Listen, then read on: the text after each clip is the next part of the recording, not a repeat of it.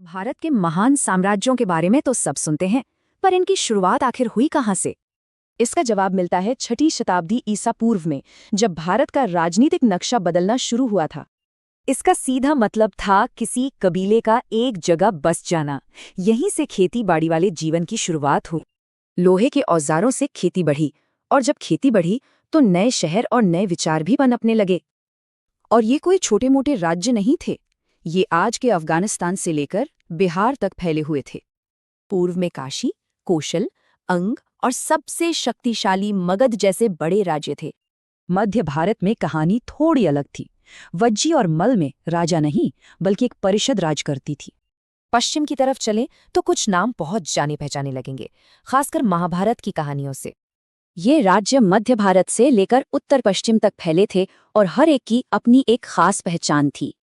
तो इन राज्यों में शासन चलता कैसे था? यहाँ दो तरह के सिस्टम देखने को मिलते हैं। एक तरफ थे राजतंत्र, जहाँ बस एक राजा का शासन था, और दूसरी तरफ थे गणसंघ, जहाँ कई लोग मिलकर राज करते थे। मुखिया तो यहाँ चुने जाते थे, पर क्या ये गणसंघ सच में लोकतांत्रिक थे? नहीं, बिल्कुल नहीं। ये असल में कुलीन तंत्र थे, जहाँ सत्ता बस कुछ खास परिवारों के पास ही थी। अब जब इतने बड़े बड़े राज्य थे, तो टकराव तो होना ही था। वर्चस्व की एक बड़ी लड़ाई शुरू हो गई, और आखिर में मैदान में बचे सिर्फ 4 सबसे शक्तिशाली राजतंत्र।